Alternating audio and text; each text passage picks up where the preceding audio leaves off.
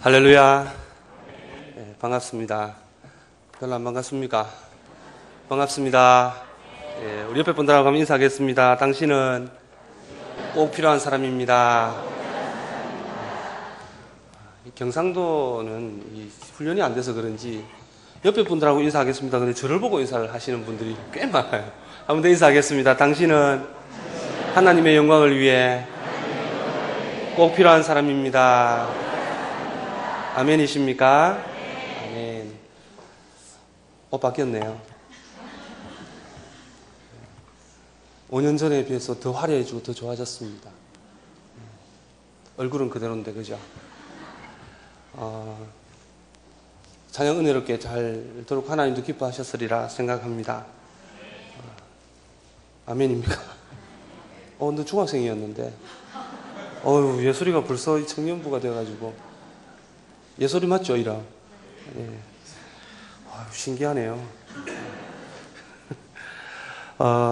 찬양을 들으면서 주날 인도하시네라는 그 가사에서, 청년들이, 이 시기에, 또 이 시간대에 여기에 앉아서 주님 나의 삶을 인도하시고 내 생활을 인도하십니다 고백하는 것이 참 쉽지 않은 시대를 살아가고 있는데, 이네들이 비록 적은 수지만 앉아서 하나님 내 삶을 인도하십니다 고백하는 이 고백이 얼마나 감동이 되는지 모르겠습니다.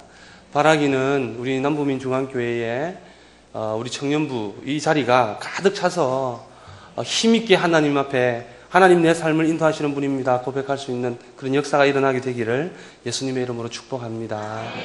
제가 한번 기도하고요. 기도가 끝난 뒤에 우리 집사님 영상을 바로 띄워주시면 되겠습니다. 한번 기도하겠습니다. 살아계시는 하나님, 역사하시는 하나님, 신실하신 하나님, 한결같이 지키시고 인도해 주시고 하나님 영광을 위하여서 신실하게 일하시는 하나님 감사함을 드립니다. 하나님, 이 저녁에 우리 남부민중앙교회에 사랑하는 하나님의 식구들이 모여서 하나님이 내 주인인 줄을 알고 이렇게 예배를 드립니다. 우리 하나님 기쁨으로 흠량해 주시되 특별히 주님 날 인도하십니다 고백하며 찬양을 드린 우리 사랑하는 청년들의 이 고백이 이네들의 삶 가운데 복이 될 수 있도록 우리 하나님 역사하여 주시옵소서. 하나님, 이 저녁에 주의 말씀을 가지고 하나님 꼭 필요한 사람이라는 제목을 가지고 함께 말씀을 나눌 텐데 주께는 영광이요 저희들에게는 주님 베푸시는 은혜가 넘칠 수 있도록 역사하실 줄로 믿고 감사드리며 예수님의 이름으로 기도드리옵나이다. 아멘. 1855년 보스턴에 있는 마운트 버논 교회 안에 에드워드 킴볼이라는 주일학교 교사의 눈물 어린 기도가 울려 퍼졌습니다.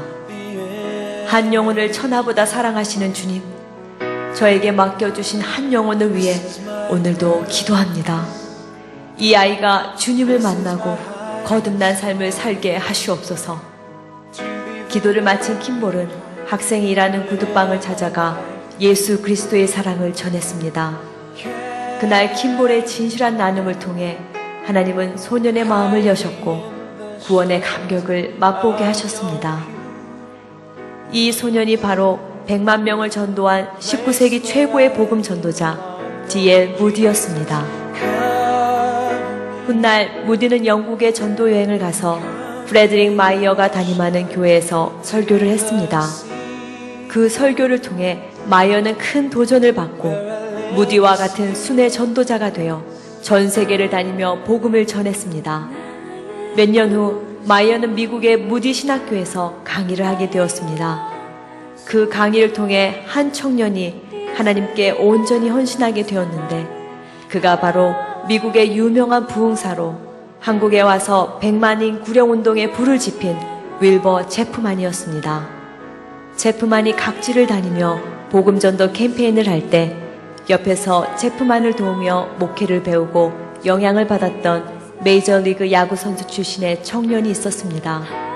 그가 바로 90만 명 이상이 회심했던 20세기 초 미국 대부흥의 주역인 빌리 선데이입니다.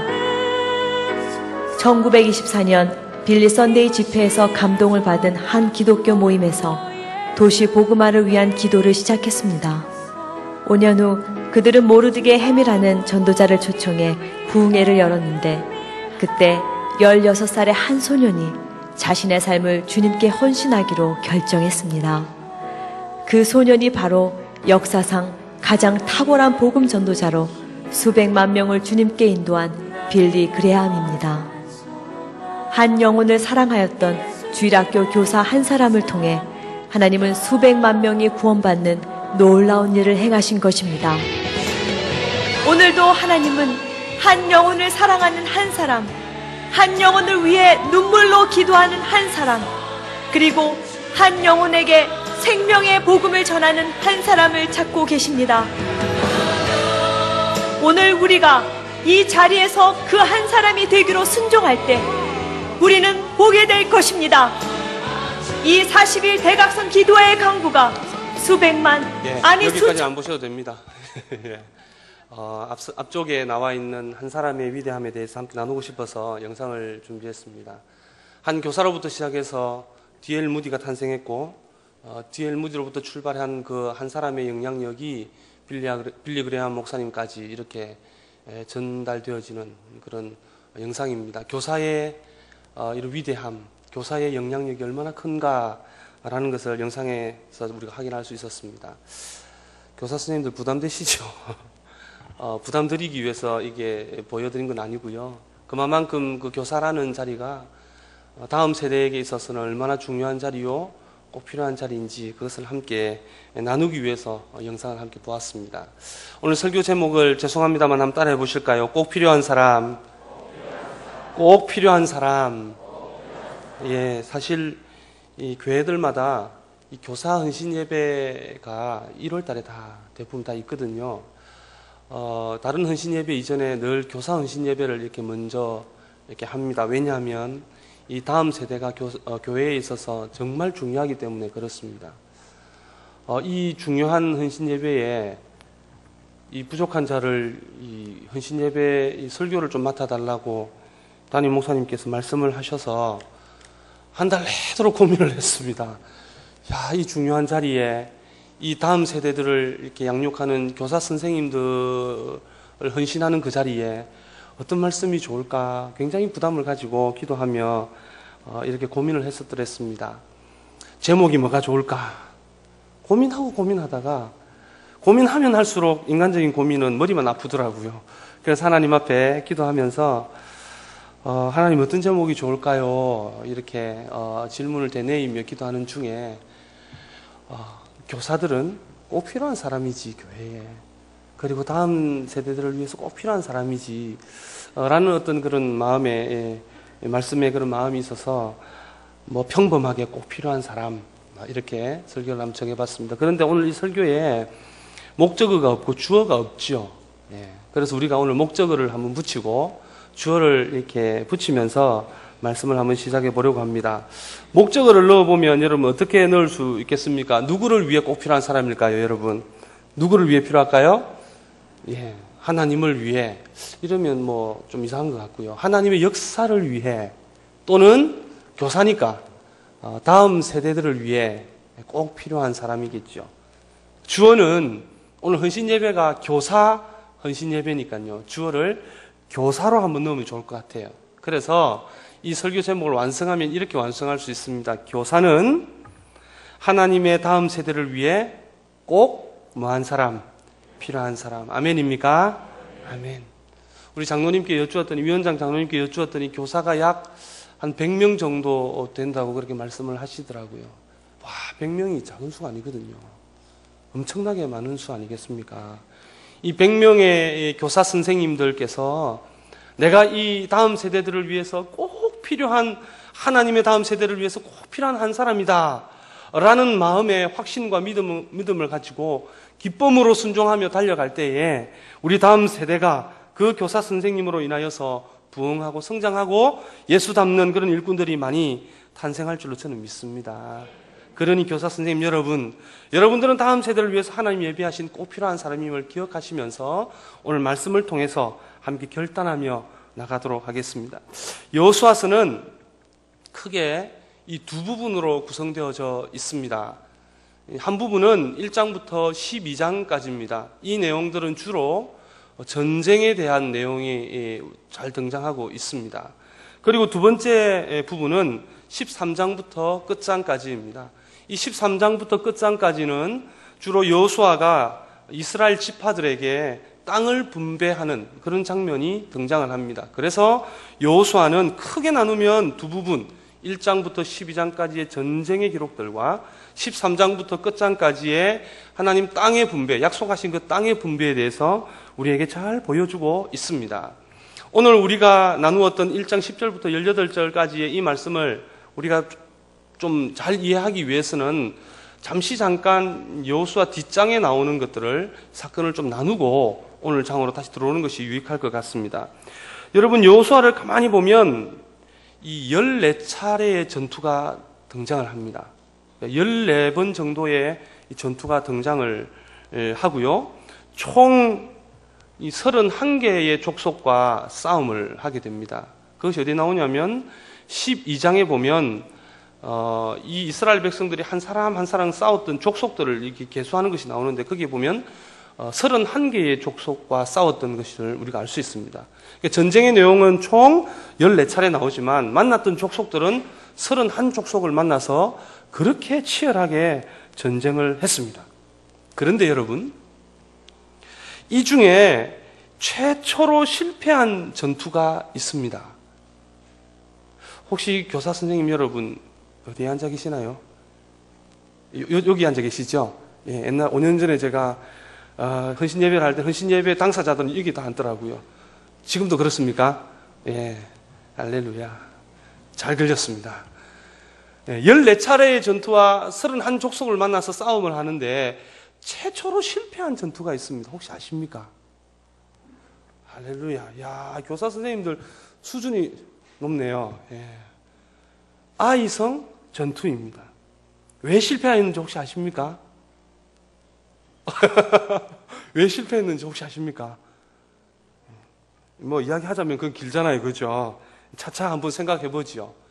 하나님의 임재를 상징해 주는 그 언약궤도 있고 또 하나님이 함께 하신다는 그 약속의 그 언약궤가 그들과 함께 싸웠음에도 불구하고 그 아이성 전투가 최초로 실패하는 전투로 기록되어져 있습니다. 여호수아 3장에 보면 그 유명한 요단강을 건너는 장면이 나옵니다. 잘 아시잖아요. 여러분, 시딤을 떠나서 요단강가에 이르게 되었습니다. 여호수아를 필두로 그 이스라엘 백성들이 요단강가에 그 강을 건너기 위해서 딱 이르렀습니다. 그런데 여러분, 이상한 일이 일어납니다. 하나님께서 여호수아에게 명령하시기를 이제 요단강을 건너야 하나님이 약속하셨던 가나안 땅을 차지할 수 있는데 그 요단강가에서 3일을 체류하라고 그렇게 이야기합니다. 그리고 성경은 친절하게도 그 3일 동안 체류하는 그 기간이 어떤 기간이냐면 추수하는 시기였기 때문에 요단강이 물이 범람하는 그런 시기였다라고 그렇게 친절하게 기록하고 있습니다. 여러분 머리로 한번 상상을 그림을 그려보십시오. 이제 가나안 땅에 들어가기 위해서 요단 강가에 딱 왔습니다.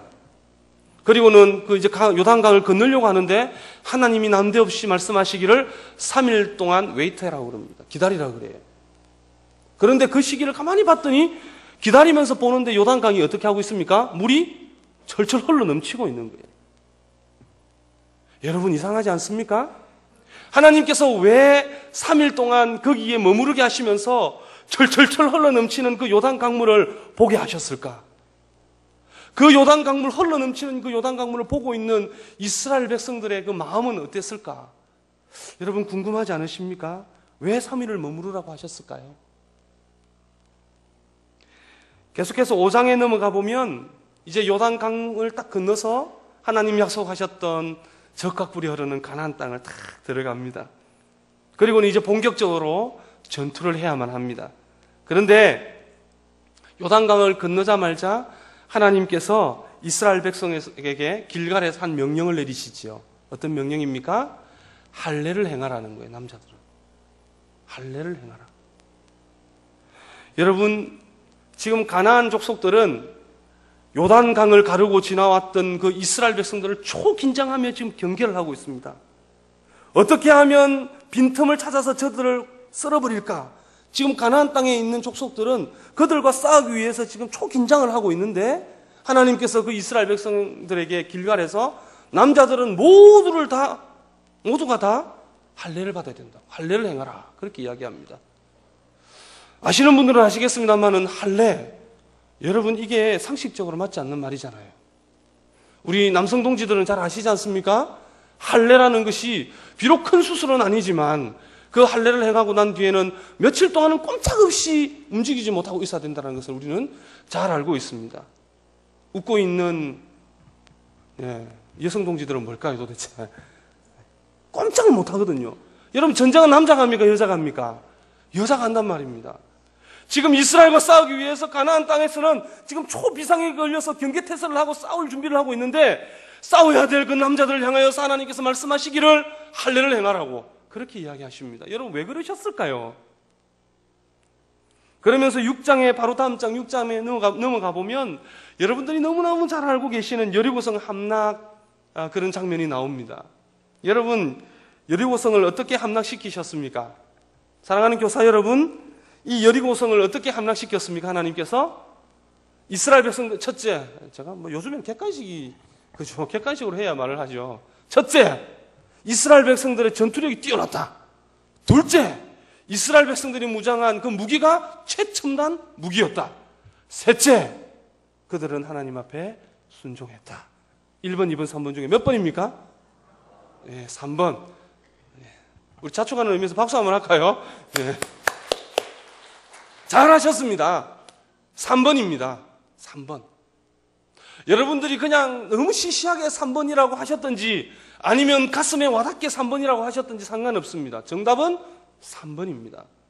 여러분 서두에 말씀드렸던 3장의 요단강을 건너는 장면, 그리고 5장의 할례를 행하는 장면, 그리고 6장의 여리고성 함락하는 그 장면, 그 장면들의 공통점이 무엇이냐? 하나님께서 요단강이 범람하는 것을 보면서 이스라엘 백성들에게 요구하셨던 것이 무엇이냐? 너희들이 할 수 있는 길이 아니라는 거죠. 이 요단을 건너는 것은 너희들이 무슨 사다리를 놨고 너희들의 방법으로 건널 수 있는 강이 아니라는 거죠. 그래서 하나님께서 주시는 그 말씀, 언약궤를 맨 제사장이 먼저 그 요단강을 밟으면 이것이 갈라질 것이라고. 너희들이 할 수 있는 것이 아니니 뭐하라? 내 말씀에 순종하라는 것입니다. 두 번째, 5장의 할례를 행하라는 것. 상식적으로 이것이 이해가 됩니까, 여러분? 지금의 상식으로도 이해가 안 됩니다. 지금 전쟁을 해도 뭘 하고 전쟁을 안 하더라도 우리가 경계를 해야 되는 이 시점에 하나님 할례라니요, 이게 무슨 말입니까? 상식적으로, 이성적으로 우리가 이해를 안 됩니다. 그러나 이 전쟁은 누가 한다? 하나님이 하시는 전쟁이니 너희들은 뭐 해라? 순종하라는 것입니다. 그것을 믿으면 너희들이 할례를 행하고 나를 믿는 믿음으로 할례를 행해서 순종하라는 것입니다.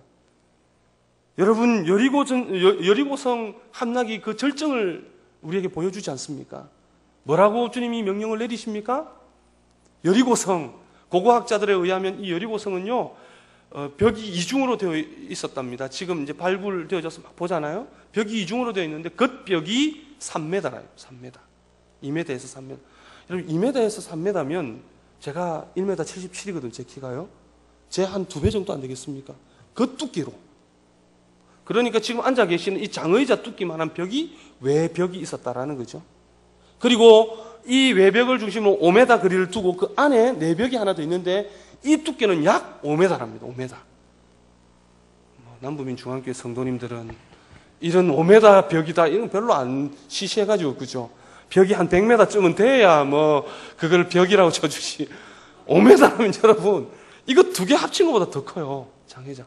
그러니까 벽이 그렇게 섰다는, 성벽이 그렇게 섰다는 게 얼마나 견고한지 모릅니다. 그런데 여러분 이 벽이 외벽과 내벽이 이중으로 섰다라는 것은 엄청나게 견고하게 섰고요. 그 벽 안으로, 성 안으로 주민들이 살았다는 거예요. 그래서 과학자들은 이것을 여리고성이 안쪽으로 함락될 수 없도록 설계되었대요. 그런데 성경을 보면, 그리고 고고학자들이 보면 이 여리고성 안으로 폭딱 내려앉았어요. 이렇게 폭삭. 하나님 하신 일이라는 거죠. 그런데 하나님이 이 여리고성을 함락하는데 명령하신 것이 있죠. 뭡니까 여러분? 하루에 몇 바퀴씩? 한 바퀴씩. 자신 있게 이야기하셔서 틀려도 됩니다. 자신 있게. 하루에 몇 바퀴씩? 한 바퀴씩. 며칠을? 6일을요? 6일을.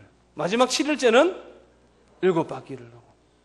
말하면서 말하지 말면서 입 닥치고 매일 하루에 한 바퀴씩 돌아라요. 그리고 7일째 되는 날에는 7바퀴를 돌아랍니다. 그러면 여리고성을 무너뜨릴 수 있대요. 3m, 5m 되는 그 견고한 성, 엄청나게 큰 성, 그 성을 하루에 한 바퀴씩 침묵하면서 돌면 이길 수 있을 거래요. 여러분 상식적으로 이해가 됩니까? 도무지 이거는 받아들일 수 없는 그런 하나님의 말씀이 하나님 요구하시는 게 뭘까요? 이 전쟁은 누가 한다? 내가 한다는 거예요. 내가. 이 전쟁은 내가 하는 것이니까 나를 믿는 믿음이 있으면 하나님 말씀에 뭐하라? 순종하라. 여러분 여호수아서를 가만히 보면요, 하나님 말씀 앞에 순종했을 때 승리한다라는 것을 우리들에게 교훈하고 있는 줄 믿으시길 예수님의 이름으로 축복합니다. 사랑하는 성도 여러분, 오늘 본문으로 이제 돌아와 보도록 하겠습니다. 하나님의 백성들이 위기를 만났습니다. 이스라엘 백성들이 지금 위기를 만났습니다. 여러분 그거 아십니까? 하나님의 백성들이 위기를 만났을 때에 하나님께서는 반드시 말씀으로 임재하신다는 걸 여러분 아십니까? 하나님의 백성이 위기를 만났을 때 하나님의 임재는 말씀으로 틀림없이 임재하십니다. 지금 이스라엘 백성들이 위기를 만났어요. 어떤 위기입니까? 그 위대한 지도자 모세가 죽었습니다. 홍해를 갈랐던 그 모세가 죽었습니다. 광야를 지나오면서 숱한 하나님의 역사를 일으켰던 하나님의 도구로 사용되어졌던 모세가 죽었습니다. 지금 이스라엘 민족 앞에 큰 위기가 왔습니다. 그 모세를 모셨던 여호수아도 크게 낙담을 했는가 봐요. 그래서 앉아 있었습니다. 넋놓고 있었습니다. 그런 여호수아에게 하나님의 말씀이 임했습니다. 어떤 말씀입니까? 오늘 우리가 읽지는 않았습니다만은 1장 2절에 잘 나와 있습니다. 우리 1장 2절의 말씀을 다 같이 한 목소리로 한번 읽어봅니다. 시작. 내 종 모세가 죽었으니 이제 너는 이 모든 백성과 더불어 일어나 이 요단을 건너 내가 그들 곧 이스라엘 자손에게 주는 그 땅으로 가라. 아멘. 누구의 말씀입니까? 하나님의 말씀. 여호수아에게 주시는 하나님의 말씀, 넋놓고 있는 여호수아에게 주시는 그 하나님의 말씀, 위기 앞에 서 있는 여호수아에게 주시는 그 하나님의 말씀이에요. 이 2절의 말씀을 가만히 보면 중요한 동사가 3가지가 나옵니다. 첫 번째는 일어나라라는 겁니다. 일어나다라는 동사. 두 번째는 건너라는 겁니다. 건너다라는 동사. 세 번째는 그 땅으로 가라, 가다라는 동사입니다. 일어난다, 건너라, 가라. 이 3가지의 동사가 굉장히 중요한데요, 건너라, 가라, 이거는 같이 볼 수 있습니다. 건너가라니까요. 건너라 가라 이 같은 거예요. 그러니까 하나님께서 이 2절에 여호수아에게 주셨던 너무너무 중요한 말씀의 핵심은 뭐냐면 너 앉아있을 때가 이제 일어나. 일어나서 이제 건너가. 이 2가지의 말씀을 하나님 주세요. 이 2가지의 말씀을 이 여호수아가 듣고 그 위기 앞에 이 하나님의 말씀으로 다시 한번 일어납니다. 지체 없이 이 여호수아가 일어납니다. 그리고 오늘 읽었던 여러분 11절의 말씀에 보니까 진중을 두루 다니며 관리들과 백성들을 일으켜 세우기 시작합니다. 위기를 만났던 이 여호수아가 먼저 하나님의 말씀으로 도전을 받고 도전받은 이 여호수아가 이제 진중을 두루두루 다니면서 백성들과 관리들에게 일어나라고 이렇게 막 독려하고 있다라는 것이죠. 그리고 그 다음 명령인 건너가라라는 그 명령을 수행하기 위해서, 순종하기 위해서 백성들을 일으켜 요단강 갈 준비를 지금 시키고 있는 장면이 11절 하반절에 잘 나와 있습니다. 거기에 제일 먼저 나오는 게 뭡니까? 양식 준비하라, 양식. 이제 요단강에 갈 거니까 양식 준비하라고. 여호수아가 하나님의 말씀을 듣고 즉각적으로 일어나는 순종을 합니다. 그리고 이제 건너갈 준비를 하기 위해서 백성들을 준비시킵니다. 하나님의 말씀 앞에 즉각적으로 순종한 이 여호수아의 모습, 확신에 차 있는 그런 모습 아니겠습니까? 저 건너편의 땅은 우리에게 이미 주신 하나님이 주신 땅이다. 그런 확신이 있는 거 아니겠습니까? 우리를 대적할 자들은 이제 없다. 그런 확신이 있는 그런 반응 아니겠습니까? 하나님이 우리와 함께 하신다. 라는 그런 반응의 행동 아니겠습니까? 하나님의 약속은 반드시 이루어진다. 라는 그런 믿음의 반응의 표시가 그런 행동 아니겠습니까? 우리는 반드시 승리할 것이다. 라는 그 승리의 확신의 행동이 바로 오늘 여호수아의 이 모습 아니겠습니까? 사랑하는 성도 여러분, 하나님이 주신 이 약속을 믿음으로 부여잡고 순종할 때 하나님의 역사가 일어나는 줄로 믿습니다. 오늘 우리 총무 집사님 기도하실 때 얼마나 은혜가 되는지요. 하나님의 역사는 뭐 할 때 일어난다고요? 순종할 때 일어나는 줄 믿습니다. 아멘 많이 하시더라고요. 아멘인 줄 믿습니다. 아멘. 1000가지 수천 가지 하나님의 약속이 있어도 이 약속의 말씀 앞에 내가 순종하지 않으면 그건 내가 따먹을 수 없습니다.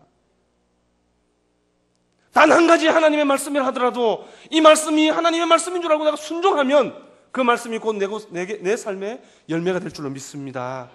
하나님은 순종의 사람, 망설임 없이 순종하는 그 한 사람, 말씀을 따라 분연히 일어나는 그 한 사람, 그 한 사람을 통해서 지금 이스라엘 역사를 일으켜가고 있습니다. 그 사람이 여호수아였습니다. 사랑하는 남부민 중앙교회 성도 여러분, 그런데 여러분 이 사실 아십니까? 가만히 보십시오. 본문에 등장하는 지금 이스라엘 백성들, 제가 한번 여러분들에게 묻고 싶습니다. 이 이스라엘 백성들은 출애굽 후에 믿음의 1세대입니까? 믿음의 2세대입니까? 지금 요단강을 건너기 위해서 서 있는 이 이스라엘 백성들은 믿음의 1세대입니까? 믿음의 2세대입니까? 믿음의 2세대입니다. 한 가지만 더 물을게요. 그럼 믿음의 1세대는 어디 갔습니까? 죽었습니다. 어디서요? 광야에서. 성경은 그냥 믿음의 1세대가 광야에서 때가 되고 시가 되면 죽었더라 이렇게 표현하면 참 좋을 것 같은데 그렇게 표현 안 하죠? 믿음의 1세대가 뭐 때문에 죽었다 그래요? 광야에서? 하나님 앞에 순종하지 않음으로, 원망함으로. 그럼 지금 요단강을 건너기 위해서 서 있는 사람 믿음의 2세대. 그런데 여기에 믿음의 1세대가 있습니까? 없습니까? 있습니다. 몇 명? 우리 남부민 중앙교회 다음 세대 희망이 있는 줄 믿습니다. 이야, 자신 있게 2명. 누구죠? 여호수아와 갈렙. 지금 요단강을 건너기 위해서 믿음의 1세대들 순종하지 않았던 그 믿음의 1세대들은 싹 죽었습니다. 그리고 이제 그 다음에 일어난 믿음의 다음 세대들, 2세대들을 이끌어가기 위해서 분연히 하나님 말씀 앞에 순종하며 일어나는 한 사람이 있었으니 1세대입니까? 2세대입니까? 1세대인 줄로 믿습니다. 1세대. 사랑하는 교사 선생님 여러분, 이 말씀을 비춰보건대 우리 교사 선생님들, 약 100명이 되는 교사 선생님들은 제가 보건대 믿음의 2세대들이 많습니다. 1세대들이 많습니다. 믿음의 1세대들이 많아요. 결혼하시고 또 가정을 꾸리시고 다음 세대들 다 두셨고요.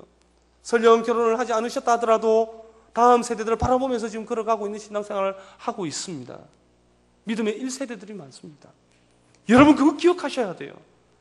교사인 믿음의 1세대인 내가, 리더인 내가 하나님의 말씀 앞에 순종할 때에 믿음의 2세대들도 우리의 모습을 보면서 순종하며 하나님의 역사를 경험한다. 믿으시길 예수님의 이름으로 축복합니다. 믿으셔야 돼요. 교사인 내가 하나님 말씀 앞에 순종할 때 믿음의 다음 세대가 일어나는 거예요. 믿음의 1세대였던 이 여호수아가 하나님 말씀 앞에 분연히 일어나며 순종하며 일어났을 때에 여러분 어떤 현상이 뒤에 일어났는지 우리 이미 다 알고 있지 않습니까? 요단강을 건넜습니까? 못 건넜습니까? 건넜습니다. 믿음으로 순종하며 일어난 이 여호수아 한 사람을 따라서 믿음의 다음 세대들이 일어나고 그 믿음으로 반응했던 그 다음 세대들에게 하나님 보여주신 역사가 뭐냐? 하나님 살아서 역사하시는 요단강을 크게 가르게 하시는 놀라운 하나님의 기적 경험했더라는 거죠. 여러분 요단강이 갈라졌던 것이 뭐 한 2, 3m 정도 갈라진 게 아니에요. 보니까 여러분 요단강이 어디까지 갈라졌냐면 에덴까지 갈라졌대요. 거리를 한산을 해보니까요 부산에서 대구까지의 거리입니다. 여러분 우리 남북 중앙교회 웬만해서 잘 안 놀래네요. 이야 역시 통이 크십니다. 부산에서 대구까지 이게 일시에 쫙 갈라졌다니까 여러분. 몸이 근조한 이 반응. 그게 여러분 믿음의 2세대들에게 경험되어졌어요. 누구로부터? 믿음의 1세대인 말씀에 순종한 여호수아로부터 시작이 되어졌어요. 사랑하는 남부민 중앙교회 성도 여러분, 희망이 있습니다. 100명의 교사가 있다는 이 사실이 우리들에게 희망인 줄로 믿습니다. 이 100명의 교사가 한 사람의 여호수아가 되어져서 믿음으로 내가 순종하겠습니다 반응하며 달려갈 때에 우리 이 교사들을 통하여서 믿음의 다음 세대가 분연히 일어나 하나님의 역사를 경험할 줄로 믿습니다.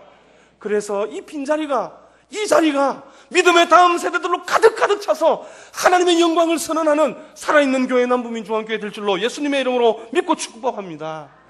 믿습니다. 저는 믿어요. 그 여호수아를 뒤따랐던 그 사람들을 한번 여러분 가만히 한번 보시겠어요? 그 뒤를 한번 가만히 보십시오, 여러분. 여호수아가 일어나서 이야기합니다. 누구에게 이야기하냐면 지금 요단 동편에 지금 땅을 차지한 르우벤 지파, 갓 지파, 므낫세 반 지파에게 너희들 앞에 가서 지금 싸워야 된다고 그렇게 이야기합니다. 근데 여러분 가만히 보세요. 여러분 르우벤 지파, 갓 지파, 므낫세 반 지파는 이미 요단 동편에서 땅을 다 차지했어요. 거기는 지금 푸르디 푸른 초장이 쫙 펼쳐져 있는 땅, 이미 땅을 다 차지했습니다. 그리고 요단을 건너가면 지금 뭐 해야 돼요? 지금 가서 전쟁해야 돼요. 전쟁은 생명이 보장됩니까? 안 돼요. 이 르우벤 지파와 갓 지파와 므낫세 반 지파가 기쁨으로 막 가서 막 전쟁하고 싶었을까요? 아니면 아유 이제 내 거 내가 다 차지했는데 굳이 뭐 갈 필요 있나 거기? 이렇게 생각했을까요? 어느 쪽을 생각하기 쉬울까요? 전자입니까 후자입니까? 후자 아니겠습니까? 후자. 우리가 하나님께서 약속하신 그 땅, 모세로부터 약속한 그 땅은 이미 우리가 이제 다 차지했어. 저 땅에 들어가서 싸워봐야 우리에게 더 떨어질 땅은 없어. 그런데 굳이 내가 들어가서 생명 걸고 싸울 필요가 있을까? 이렇게 생각할 수 있다라는 거죠. 그런데 여러분, 하나님 앞에 분연히 일어나서 순종한 그 여호수아의 모습을 보면서 이 르우벤과 갓 지파와 그리고 므낫세 반 지파의 반응을 가만히 한번 보십시오. 얼마나 은혜가 되는지 몰라요. 제가 14절과 15절을 대독해서 읽어드릴 텐데 여러분 눈으로 한번 읽어보십시오. 너희의 처자와 가축은 모세가 너희에게 준 요단 이쪽 땅 동편을 이야기합니다. 이쪽 땅에 머무르려니와 너희 모든 용사들은 무장하고 너희의 형제보다 앞서 건너가서 그들을 돕되 여호와께서 너희를 안식하게 하신 것 같이 너희의 형제도 안식하며 그들도 너희의 하나님 여호와께서 주시는 그 땅을 차지하기까지 하라.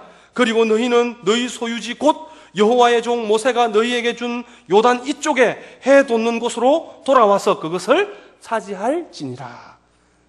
너희들이 먼저 건너가서 먼저 싸움하고 먼저 대적을 하고 그 땅을 다 차지해서 형제들이 땅을 골고루 이렇게 받는 것을 보고 다시 동쪽으로 돌아와서 그 땅 차지해. 그렇게 이야기하는 거예요. 와, 무슨 이런 경우가 다 있어요? 다 있죠? 그런데 이 세 지파가 반응을 보십시오, 여러분. 16절에 보니 이렇게 이야기합니다. 그들이 여호수아에게 대답하여 이르되 당신이 우리에게 명령하신 것은 우리가 다 뭐한다? 행할 것이요. 할렐루야. 당신이 우리를 보내시는 곳에는 우리가 다 뭐한다? 가리다. 할렐루야. 우리는 범사의 모세에게 뭐한 것 같이 순종한 것 같이 당신에게 뭐하리다? 순종하려니와. 심지어는 뒤에 가서 뭐라 그러냐면 순종하지 않으면 죽을 것이다. 그렇게 이야기합니다. 사랑하는 성도 여러분, 순종하지 않는 여호수아였다면 이 이스라엘 백성들과 지파들이 그렇게 순종하며 그렇게 하겠습니다. 그렇게 했을까요? 모르긴 몰라도 아마 힘들지 않았겠습니까? 하나님 말씀 앞에 바보 소리를 듣는다 할지라도 하나님이 이것을 명령하셨으니 내가 분연히 일어나서 적극적으로 순종하리라. 순종하며 달려가는 그 여호수아의 모습이 이 이스라엘 백성들과 지파의 모습들에 다 보이니까 이 다음 세대들이 저렇게 해야 되는가 보다, 저게 신앙인가 보다, 저게 믿음의 사람인가 보다 라고 받아들이면서 그렇게 다음 세대들이 달려간다라는 것이죠. 사랑하는 교사 여러분, 그래서 여러분들이 서 있는 이 자리가 얼마나 귀한 자리고 얼마나 복된 자리고 얼마나 하나님이 집중해 계시는 자리인 줄 모릅니다. 그러니 그 복되고 귀한 자리를 1년 동안 받아 누리시기를 예수님의 이름으로 축복합니다. 이 이스라엘 백성들이 이 여호수아와 함께 가나안 땅에 들어가 가지고요 엄청난 기적을 베풀어요. 서두에서 말씀드렸던 아이성 전투 이제 결론으로 가져와서 결론을 좀 맺으려고 합니다. 그 아이성 전투에서 왜 실패했을까요? 왜 실패했을까요? 여러 가지 견해가 있잖아요. 그죠? 근데 여호수아서가 우리에게 말해주는 그 한 뼈대 한 그 뼈대를 따라가 보면 아이성 전투는 왜 실패했다? 예. 저거 힘으로 하나님 앞에 순종하지 않았기 때문에 실패했다. 아이성으로 가는데 여러분 한 번도 하나님 앞에 물은 적이 없습니다. 그리고는 자기들의 상식과 자기들의 이성 따라서 해보려고 하는 거예요. 우리가 이렇게 시작합니다. 우리가 하나님 제쳐놓고 하나님 말씀 제쳐놓고 순종하지 않고 우리의 상식으로 하려고 했던 그 이스라엘 백성들에게 너무 10분의 1밖에 되지 않는 여리고성의 10분의 1밖에 되지 않는 그 아이성에게 처참하게 실패하는 거예요. 순종하지 않으면 하나님의 백성은 망하고 실패한다. 그걸 보여줘요. 말씀을 맺으려고 합니다. 사랑하는 성도 여러분, 제가 전에 교회에 한 5년을 행정 목사를 이렇게 쭉 하다가 보니 참 느끼는 바가 여러 가지가 있는데요. 안타까운 것이 있습니다. 우리 남부민 중앙교회에서 행정으로 잠깐 이렇게 잘 훈련받고 건너가서 5년 동안 행정을 하면서 참 많은 것들을 느끼고 깨닫는데요. 참 이 마음에 지워지지 않는 안타까움 하나가 있어요. 그리고 내가 이 다음에 담임 목회를 할 때 이 부분을 어떻게 한번 건강하게 이렇게 좀 고쳐볼까 이 고민들을 아직도 안고 있습니다. 그게 뭐냐 하면 해마다 연말이 되면 그 교회에서 이렇게 발표를 하잖아요. 직분자들 발표하고 또 섬기시는 분들 발표하고 이렇게 발표하지 않습니까?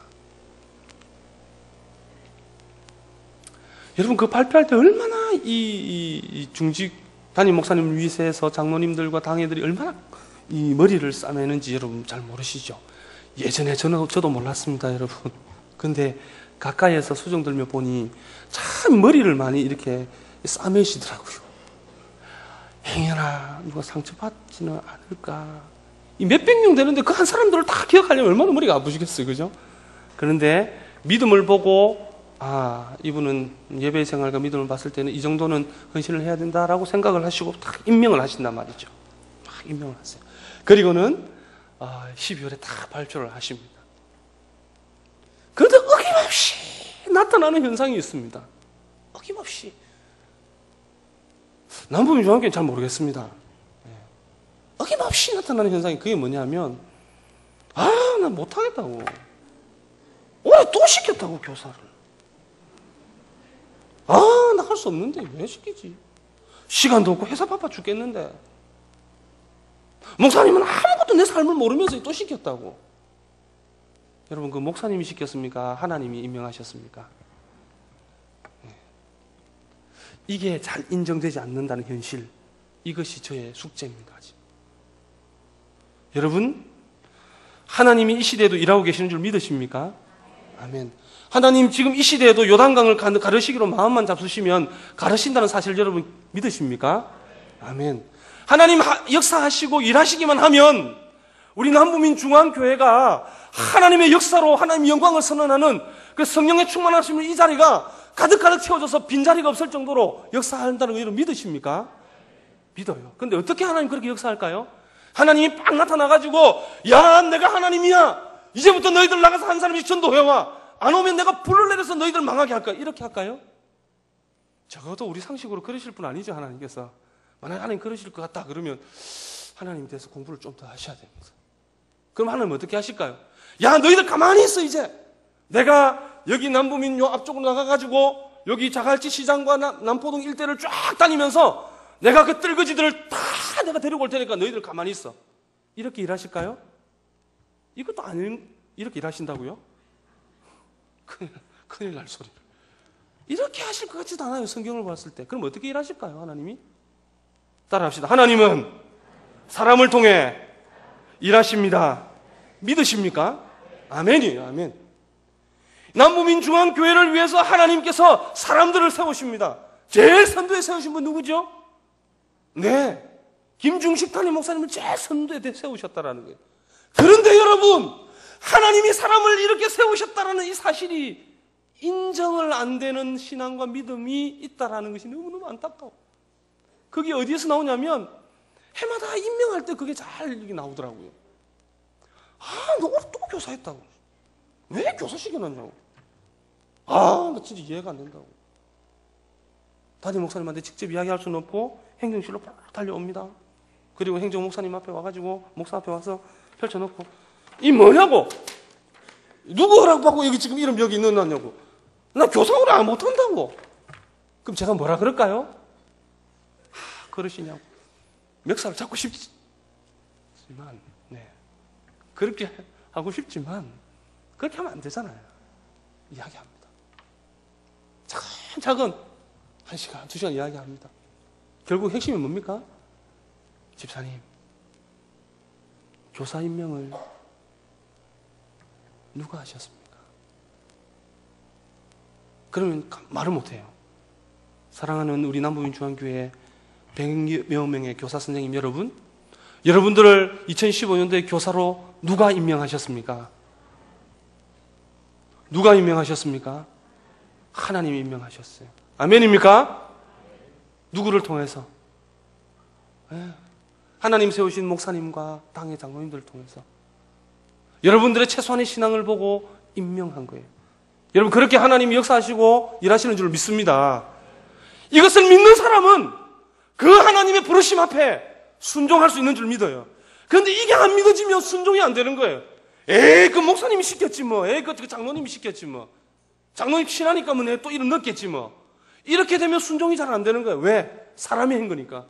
그러나 하나님이 한 것이다. 사람을 통해서 하나님이 세웠다. 라는 이 믿음이 있으면 요수아와 같이 이스라엘 백성들과 같이 하나님 앞에 순종하기로 작정하고 그 인생을 들여서 하나님 앞에 순종하면서 하나님이 어떻게 우리의 시대들을 변화시켜 가는지, 어떻게 부흥시켜 가는지, 어떻게 역사해 가는지 그것을 기대하며 달려갈 수 있는 순종의 사람이 되는 줄로 믿습니다. 장담하건대 저는 예언가가 아닙니다. 그러나 말씀을 보니 이 하나님의 섭리상 성품상 그렇게 하지 않으면 안 돼요. 여러분들이 하나님의 부르심 앞에 하나님이 나를 세우셨다라는 그 믿음을 가지고 순전하게 하나님 앞에 반응하며 달려가는 교사들이 일어날 때에 여러분, 이 2015년 1년 안에 믿음의 다음 세대들이 하나님의 역사를 경험하며 일어나는 부흥의 현장이 남부민중앙교회 현장이 될 줄로 믿습니다. 성경이 그걸 우리에게 이야기해주고 있습니다. D.L. 무디와 같은 사람, 우리 남부민중앙교회에 선생님들 많이 일어나길 바라고요. 빌리 그레엄 같은 그런 사람, 우리 남부민중앙교회 선생님들을 통하여서 다음 세대에 그런 사람들이 분연히 일어날 수 있는 은혜가 있기를 예수님의 이름으로 축복합니다.